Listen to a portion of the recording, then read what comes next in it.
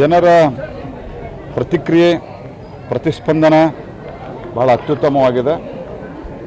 Congress party ಇವತ್ತು ದೇಶದ ವಿಚಾರವನ್ನು, ರಾಷ್ಟ್ರೀಯ ವಿಚಾರವನ್ನು ಎಂದಿಗೂ ಸಹಿತ ಅವ್ರ ಮೇಲೆ ಬರಲಿಕ್ಕೆ ಬಿಡೋದಿಲ್ಲ ಅನ್ನಲಿಕ್ಕೆ ಅದೇ ವಿಚಾರಗಳನ್ನು ಹಲವಾರು ಬಾರಿ ತಮಗೆ ಬೇಕಾದ ವಿಚಾರಗಳನ್ನ ಇರ್ತಾರೆ. ಈ ದೇಶದೊಳಗೆ ಮೊದಲ ಯಾವ ರೀತಿ ಡೆವಲಪ್ಮೆಂಟ್ ಆಗಿತ್ತು, ಅಭಿವೃದ್ಧಿ ಹೊಂದಿತ್ತು, ಎಷ್ಟು ರೈಲ್ ಲೈನು ಎಲೆಕ್ಟ್ರಿಫಿಕೇಷನ್ ಆಗಿತ್ತು, ಈಗ ಎಷ್ಟಾಗಿದೆ, ಮೊದಲು ಎಷ್ಟು ಹೈವೇಗಳಿದ್ದು ಈಗ ಎಷ್ಟಿದೆ, ಈ ರೀತಿ ಮೊದಲು ಎಷ್ಟು ಮನೆಗಳಿಗೆ ನಳದ ಮೂಲಕ ಕುಡಿಯೋ ನೀರು ಕೊಡ್ತಿದ್ರು, ಈಗ ಎಷ್ಟು ಕೊಡ್ತಾ ಇದ್ದೀವಿ, ಮೊದಲು ಎಷ್ಟು ಗ್ಯಾಸ್ ಕನೆಕ್ಷನ್ ಇತ್ತು, ಈಗ ಎಷ್ಟಿದೆ, ಮೊದಲು ಮನೆ, ಈ ಥರದ ಮತ್ತು ರಾಷ್ಟ್ರೀಯ ಮಟ್ಟದಲ್ಲಿ ದೇಶದ ಅಂತಾರಾಷ್ಟ್ರೀಯ ಪರಿಪ್ರೇಕ್ಷ್ಯದಲ್ಲಿ ನಮ್ಮ ಸ್ಥಿತಿಗತಿ ಇವ್ಯಾವುದೂ ಚರ್ಚೆ ಮಾಡಲ್ಲ.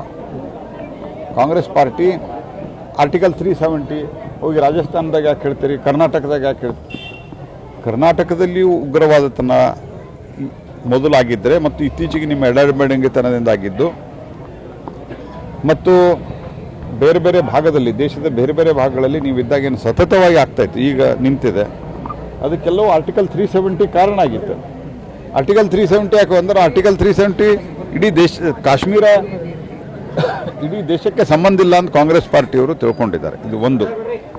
ಮತ್ತು ಕಾಂಗ್ರೆಸ್ ಪಾರ್ಟಿ ಇವತ್ತು ಭಾಳ ದೊಡ್ಡ ದೊಡ್ಡ ಮಾತುಗಳನ್ನು ಆಡ್ತಾರೆ. ಸಿದ್ದರಾಮಯ್ಯನವರು, ಡಿ ಕೆ ಶಿವಕುಮಾರ್ ಅವರು. ಕಾಂಗ್ರೆಸ್ ಪಾರ್ಟಿಯ ಸ್ವತಂತ್ರ ಭಾರತದ 76 ವರ್ಷದಲ್ಲಿ ಈ ಡುಪ್ಲಿಕೇಟ್ ಕಾಂಗ್ರೆಸ್ ಏನು ಶುರು ಆಯಿತು. ಮೊದಲಿನ ಕಾಂಗ್ರೆಸ್ ಇದು ಬೇರೆ ಬೇರೆ ಕಾಂಗ್ರೆಸ್. ಇದು ಈ ನಕಲಿ ಕಾಂಗ್ರೆಸ್ಸು ಲೋಯೆಸ್ಟ್ ಎವರ್ ಸ್ಪರ್ಧೆಯನ್ನು ಮಾಡಿದೆ. ಐ ಥಿಂಕ್ 50% ಕಮ್ಮಿ ಸ್ಪರ್ಧೆ ಮಾಡಿದ್ದಾರೆ ಅವರು. ಈ ಸ್ಥಿತಿ ನಿಮ್ಮದಿದೆ. ನೀವು ದಿನ ಬೆಳಿಗ್ಗೆ ಎದ್ರೆ ಮೋದಿಗೆ ಬೈಯೋದೇ ಕಾಯಕ ಮಾಡ್ಕೊಂಡಿದ್ದೀರಿ. ಜನ ನಿಮಗೆ ಸೂಕ್ತವಾದ ಉತ್ತರವನ್ನು ಕೊಡ್ತಾರೆ. ಹೋಗಲಿ, ಕೋರ್ಟಲ್ಲೂ ಇದೆ. ಅಲ್ಲಿ ನಮ್ಮ ಸರ್ಕಾರ ಇದರ ಬಗ್ಗೆ ಭಾಳ ಅತ್ಯಂತ ಪಾರದರ್ಶಕವಾಗಿ ಕರೆಕ್ಟಾಗಿ ವರ್ತಿಸಿದೆ. ನಾವು ಕೋರ್ಟಿಗೆ ಮತ್ತು ಚುನಾವಣಾ ಆಯೋಗಕ್ಕೆ ಅವರು ಚುನಾವಣಾ ಆಯೋಗದವರು ಏನು ಪರ್ಮಿಷನ್ನು ಇತ್ಯಾದಿ ಕೊಡ್ತಾರೆ ನೋಡ್ಕೊಂಡು ಮುಂದೆ ನಾವು ಕ್ರಮ ಕೈಗೊಳ್ತೇವೆ. ಅದ್ರ ಬಗ್ಗೆ ನಾನೇನು